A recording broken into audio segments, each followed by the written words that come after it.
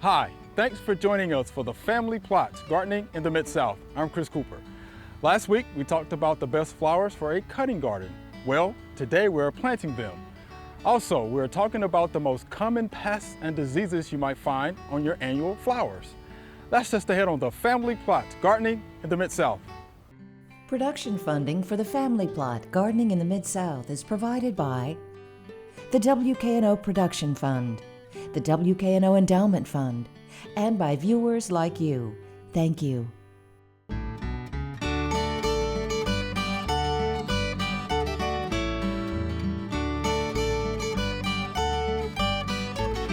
Welcome to the Family Plot. I'm Chris Cooper. Joining me today, Celeste Scott. Celeste is a horticulture specialist with UT Extension, and Joellen Dimond will be joining me later.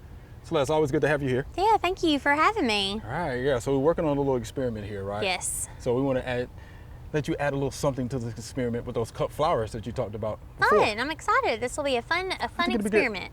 We're just going to plant some zinnias and sunflowers, and we've got some sweet William and snapdragons. They're too small to plant today, but we're gonna get those in the ground as well. Sure. And then we're gonna do some direct seeding of sunflowers and zinnias. So we're gonna be able to see in each one of these squares, we're going to be able to see transplants versus seeds. Seeds, got it. So the first thing we're going to do is locate where the drip tape is, so I can feel it, right along here.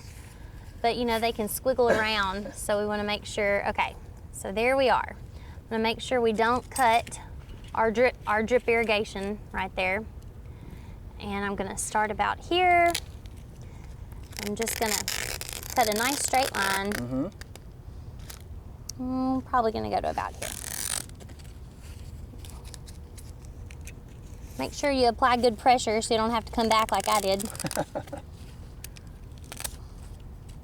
So we're just using a razor blade to get a good clean cut right there. Okay, now let's mention this, Celeste. It's been pretty wet, you know, in our area for the past few weeks or so. A little wetter than desired, but these are our conditions. Yeah. So we'll make the best out of it. Yeah. Okay. Okay.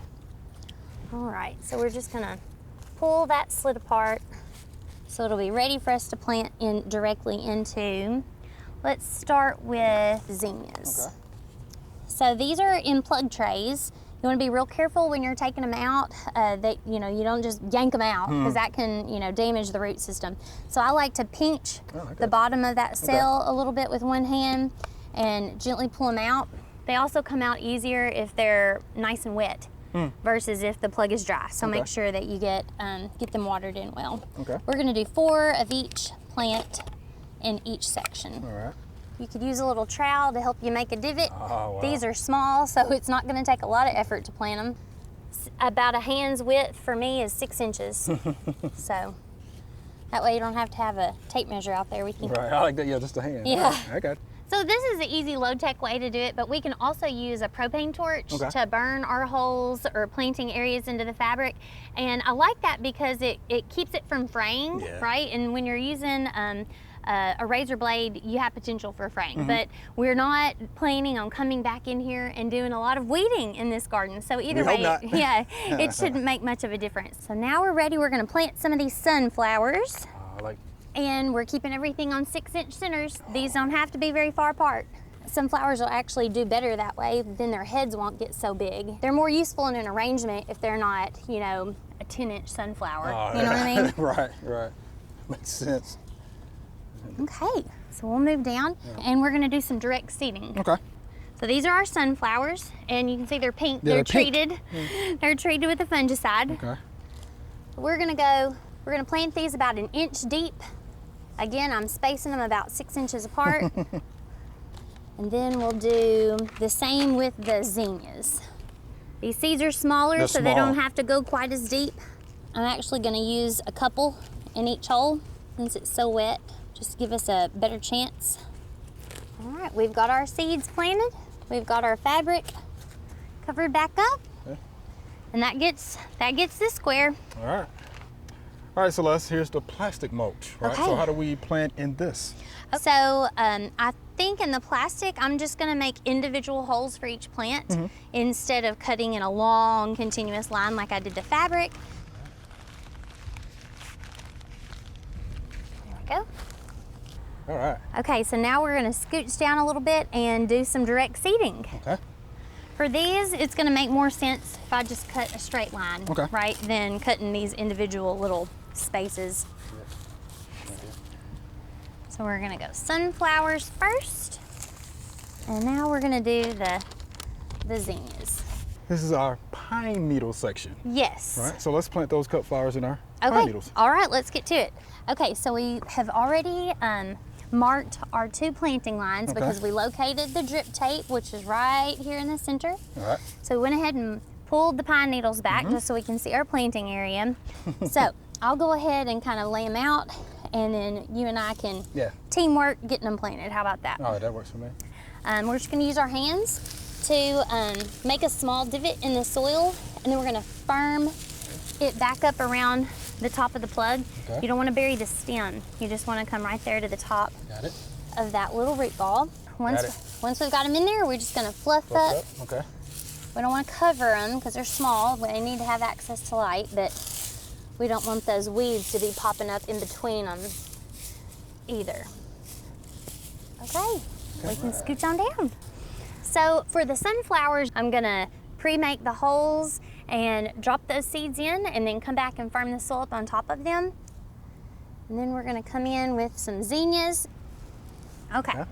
Now once we get them planted, we're just gonna fluff it back up. We wanna leave that main line exposed because they need some sunlight. But again, trying to exclude those weeds. All right. So now we wanna plant some of those cut flower seeds and transplants in our hardwood mulch. Excellent. Let's get to it. Okay. Okay, we're gonna have a row on this side of the drip tape and a row on this side. The soil's really soft, so I don't have to use a hand trowel. So let's go down and do the seed. Okay. I want to expose that soil. We don't want to plant the seeds into the mulch, okay? They need to be into soil. If you wanted to seed these more thickly, another method would be you could just make a ditch, essentially. Okay. Sprinkle the seeds in, cover them up, but then you'd have to do a lot of thinning, you know, on the back end. And then we're just gonna firm them up. Pull that soil back over the top of them. Okay. All right. And then here, I'm gonna leave that exposed. I'm not gonna pull that mulch back over the top. Again, this is a pretty coarse material, so we're gonna leave those like they are. Master gardeners are always telling me that they use cardboard for mulch. Yes. So we're going to put that to the test. Perfect. I love it. Let's do it. Let's do it. Okay. All right. So there's a couple different ways that we could approach this for making our planting holes, but I'm going to go with the X marks the spot. Hey, X marks the spot. strategy. Okay. Okay. Ah, look at that. So I'm just going to pull that cardboard back. And I'll also add that this cardboard has been out here for a little bit. So it's, you know, see how easy it is for us to move it around, right? If this was fresh cardboard that you just came out here today and put down, this strategy might be a little more difficult because it wouldn't bend quite as easily, you know? Yeah. I think for the seeding, we may need to cut like a little window, essentially.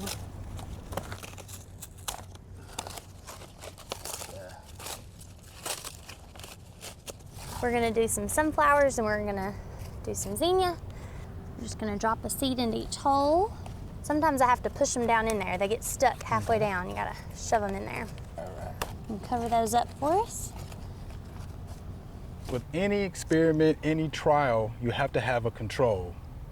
This is our control. Oh, good. No mulch. Bare ground. Bare ground. Okay. Right. They're gonna have competition. It's gonna have to be a lot of competition. They're gonna have to be tough. It's gonna be a lot of competition. All right, let's get them planted. All right. And we can already see the competition, can't we? Yes. Yeah. You can plant the sunflowers and I'll plant the zinnias. We don't want to plant them too deep. Not too deep.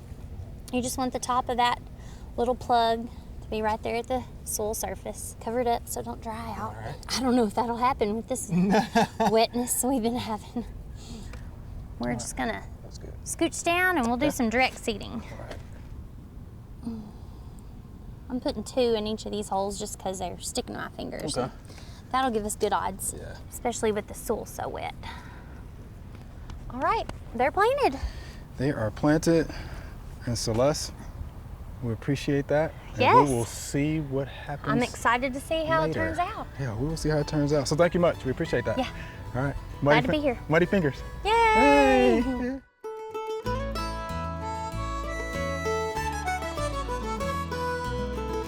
It's been a couple of weeks since we put down the mulch and we planted the vegetables. It has also been raining a lot over the last few weeks, so the ground is incredibly wet. We've seen beans come up in some of the squares of mulch. We have not seen beans in the other. I'm wondering if it's because they rotted in the ground, because really it's sopping wet. Now the first beans to come up were in the black plastic mulch, which is kind of expected because that is where it will be the warmest because of the black plastic. There are weeds that are coming up in a couple places. Even in the plastic mulches right around the plants, we're seeing weeds come up, but in the control, we have lots of little weeds that are sprouting. That's not a problem in any of the other beds because of the mulch. So that's where we're at right now. We'll just have to see how we're doing going forward. All right, Joellen. So we're going to talk about pests and diseases of seasonal colors. So you want to start with that? Well, there are several things we can do. So you've planted some plants this year and they didn't do well. Maybe some others did. And you want to know maybe what went wrong or what's going on. I suggest doing crop rotation, especially a lot of people tend to put the same flowers in every year. They might, do a different color of the same flower, but they'll tend to do a lot of the same flowers every year, and that's where you get into trouble. So not only is it more interesting for you and your neighbors to see different flowers in your bed, but it's also actually better to have the crop rotation for the diseases and the bugs. Okay, makes sense. It does. One example would be like vinca. A lot of people have trouble with vinca, and all of a sudden they'll start having one little spot will wilt, and then it keeps, the whole plant will wilt, and then it dies, and they're mystified as what happened. Well, they've got it in the right place. It's sunny, but it might be too wet because the #1 disease for vinca seems to be Phytophthora. Okay. And so you can't really, unless you just dig up all the soil and rechange all of it, it's always going to be there. In fact, that's a disease that's just commonly everywhere. Okay. What you might like to do is change that out. Instead of putting vinca in every year, go then next year do something else that likes the sun, like ageratum, celosia, lantana, marigolds, zinnia. All of those are not so susceptible to the Phytophthora. So, like the vinca is. Okay. So change them out. Now that's sun. Well, what about some shade? Okay. Now the #1 problem with impatiens, and it's worse in other parts of the country than it is here, is the impatient powdery mildew. Okay. And what will happen is, and I know people have experienced this because I have. Yeah. All of a sudden they get yellowy and kind of start to wilt, and most people don't look on the back side of the leaf. And if they did, there'd be a white, powdery, fluffy part of the disease spores coming out there. But then the leaves fall off, and then you end up with a bunch of sticks. That's right. And then the next thing you know, the sticks die. So, but that powdery mildew, that organism seems to stay in the ground for a while. So it's really good to not plant there for several years to see if that will go away. In some parts of the country, it is not going away, but here it seems to be good in some places and worse in others. So I would try something else. And we actually learned about that maybe a couple of years ago, here, in this area specifically. So yeah, it's been a problem. Yeah, and they can put other things in, like Torrenia. Okay. There's some gorgeous Torrenia and New Guinea impatiens, caladiums. And there's a new impatient that's called Bounce that's out there. Okay, I've heard of that. Is also available. And then, of course, another problem that people have is petunias. Petunias will suddenly turn wilty and then just die, suddenly. And a lot of that condition is too wet also, but it also could be the botrytis or the Phytophthora again. Right. So try something different. Begonias, coleus, sweet potato vines, sun patiens, anything that likes kind of a sunny, partly shady area. Okay. So that, in other words, the host plants, so crop rotation and resistant varieties are good to add to the ground if you've had trouble with certain plants during the growing season. Let me ask you about the Phytophthora root rot. So what do we need to do with our soils, though? Do we need to build the soils up? Or yes, what do you think? Well drained, because all of these diseases, and that will go into our cultural. Another thing, we have to look for cultural problems. And we got to think of the disease triangle. And a lot of people go, well, disease, what is that? Yeah, what is well, it? A disease triangle, there's 3 things that have to be present for a disease to take hold. And that is the host plant. The pathogen has to be present, which it most always is. And then the environment. So what of that we can control is the host plant. And the other thing we can control is the environment. Right. Now, we can't stop it from raining on our plants, but we can get the soil so it drains well. And so that's what I would suggest. Amend the soil, build it up, sort of like what we did out here out front in our flower bed. We raised it up just a little bit so that it would drain better. And that can help out with all of those disease and insect problems, because if it's weakened, not only do the diseases take over, but insects take over too. Yeah, here they come. They come right, forward for the most part. And of course, if you have something that dies, another thing you can do to help prevent disease and insects in the future is to take those dead plants and actually destroy them. Don't put those in the compost pile. Because then you're just going to spread the disease everywhere you put your compost. That's right. You have spores all over the place. Yeah, you don't want to do that. That's right. You don't want to do that. And of course, the last thing you need to do is, as a last resort, is chemical control. And I would suggest using the least environmentally harmful chemical that you can just to get the disease, like aphids. Aphids get on a lot of things. Easily controlled with insecticidal soaps. And caterpillars, like the cannas get the caterpillar, the leaf roller. That's right. And very easily controlled with BT, which is Bacillus thuringiensis. So very easily controlled with those things.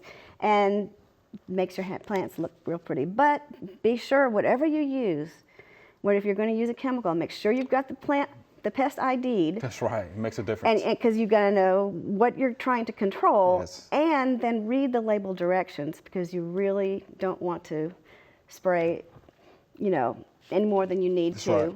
And watch the time of day you do that, because you don't want to. You're spraying flowers, and you've got pollinators on them, so you want to do that at the end of the day, in the evening, just before the sun sets, when the pollinators are not out foraging.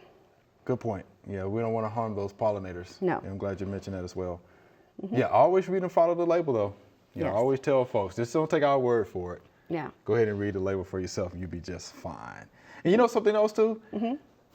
Some water, just a jet force of water for the most part can knock off some of those aphids and some of those, other pests as well. Just put it in a little spray bottle, just you can knock off the aphids, because they're soft bodied. And you can easily knock them off. And another thing that I would like people to realize is that a wilting plant does not necessarily mean it needs more water. Just check the soil and see if it actually is still moist or not. Because a wilting plant doesn't always mean it needs more water. And a lot of these diseases have problems with being overwatered. And watering on the top of the soil surface and not on the foliage is another good key to trying to keep the environment in a state so that the plants don't get weakened to get diseases and insects. All right, Joellen, we definitely appreciate that information. Good as always. It's been a couple of weeks since we planted here in the mulch, and the plants are up, and it's time to go ahead and move the mulch back around. Really important, because there was bare dirt, there's weeds, so we're gonna make sure we pull all the weeds out. I've done most of them. We'll just get this one, it's the last one. This little grass here. Okay, so now we're gonna push it in. Now there's 2 rows of plants here, so I'm gonna have to kind of come in between to put the mulch in. And one of the purposes of mulch is to make sure that the sunlight doesn't get to the ground, because many weed seeds need some sun to germinate. So if you keep them in the shade, then they're not going to germinate. Okay, so it looks pretty good here. Let's go ahead and move back to the pine straw. So here, same thing. When we planted it, we kind of scooted the pine straw off to the side like we did with the shredded mulch. So I can just take that and go ahead and push that back in. And also the mulch will help keep the water in the soil and makes it so it doesn't dry out quite as fast, which in the heat of summer will be really, really helpful. Pine needles also have the advantage of they deter slugs and snails. Okay, so there we go. Now we have our beans mulched. Hopefully that'll cut down on weeds, increase water, and in this case, keep the slugs and snails away. All right, here's our Q&A segment. Y'all ready? Yes, sir. These are some excellent questions, right? Here's our first via email. What is this plant? I found it and brought it home with me. And this is Laura from Corinth, Mississippi. Ms. Laura, guess what? You know I'm from Mississippi, right? So I saw this plant as a youngster going through the woods, loves damp conditions. I've seen it by riverbanks and such. Pepper vine is what that is. Okay. It is a hardy perennial vine that's woody. Okay. Okay. Produces in sunlight a drupe, which is a berry. How do you think the berry gets around? Wildlife. Birds. Right. The birds, right, will drop it around. It's a beautiful plant, but it's it was also invasive. Oh. Yeah, so you definitely gonna have to put it in a situation where it's gonna be controlled a little bit, right? Because if not, it will get away from you. Does it grow like on the ground or like up trees? It grows on the ground. Okay. It grows on the ground. But again, it's a beautiful vine. Again, yeah, I thought the leaf was really vine. pretty, and I didn't know what it was. So I'm glad that y'all knew what that plant was. Yeah, just be careful if you bring it home. Yeah, again, you're gonna have to control it because it is aggressive. It will get away from you. And again, in full sunlight, it will produce the drupes. Good to know. Right, which the wildlife enjoy. All right. Good. So there you have it, Miss Laura. You enjoy it. And it is native to southeastern U.S. Awesome. Right, so it makes sense. Corinth, Mississippi. But she was finding it there. Right. So Okay. that's why you're finding it, Laura. So thank you for that question. Reminded me of my childhood. Appreciate that. Here's our next via email. I've heard you can eat hostas in the spring. Is this true? And this is from Jeff. So Jeff, we're going to ask Peter, is this true? Yes. Okay. Let me give you some more information. Okay. So in Japan, hostas are eaten on a fairly regular basis. You want to eat them, or harvest them, I guess you could say, when they are young and tender. So when you have a shoot that comes up and it hasn't fully opened up yet, harvest that. Rolled up. Yeah, it's rolled up. Harvest that. Oh yeah. Now I have never eaten it myself. Yeah. But according to some research I did, some of the hostas, they might taste like lettuce or they may taste like asparagus. Now you're like, wow, really, asparagus? But you look at it, some of the hostas come from the Asparagaceae family, which is the same family as asparagus. So that kind of makes sense why it would taste similar. I got it. If the leaves, if you have a big hosta leaf that's been out for a little while, it's going to start tasting bitter. So that's not generally what you would want. But yes, the young, tender leaves is what people eat. Interesting. Yeah. That is interesting. Almost like your leafy greens. I know. As I said, I have never tried it. I've never tried it. Although I am tempted to go home and try some. We may have further information for you, Yes. Jeff. All right, thank you for that question. Interesting question, though. Yeah. All right, here's our next via email. The trunk of my lilac tree is split, but still produces beautiful blooms. What may have caused this, and how can I help the tree? And this is Lisa from Logan, Ohio. So Celeste, can we help out Lisa? Sure, I think we can. So from that picture, that wound was very long. It ran nearly the entire length of the trunk of that tree. And she didn't say what direction this is facing, but I'm going to go out on a limb. It's a trick. On a limb, I got you. I'm going to go out on a limb and say that it's probably facing south, southwest, possibly. That is where we get the most action in the trunk from this freeze-thaw situation. And, it becomes even more prominent, I feel like, the further south that you go, because we've got highly fluctuating temperatures from daytime to nighttime. And that's the warmest side, that southwest side. Right. So during the daytime, if the sun is out and bright, the fluids are flowing, right? And you have and then the temperature drops at nighttime and it gets really cold, so you've just got that internal movement, and that can cause those really long longitudinal wounds that look pretty much like what she has there. Yeah. But I could tell around the edges of that wound it has already started to callus over. So you could see that callus material forming. I'd say, you know, in another year or two, that entire wound will probably be completely enclosed, encapsulated with that callus tissue.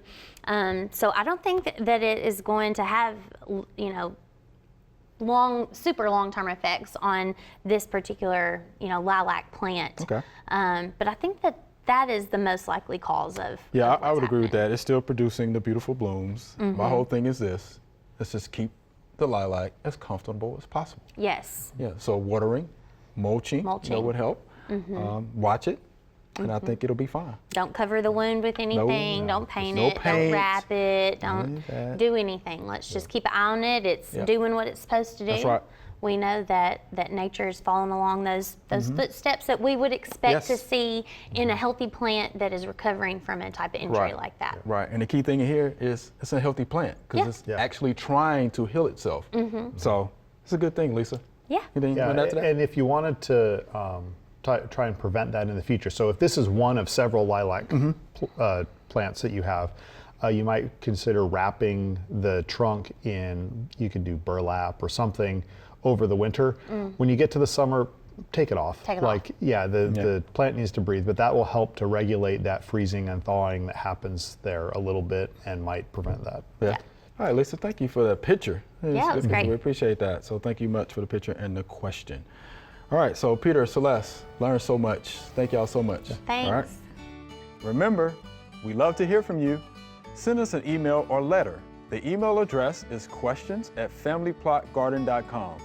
And the mailing address is Family Plot, 7151 Cherry Farms Road, Cordova, Tennessee, 38016.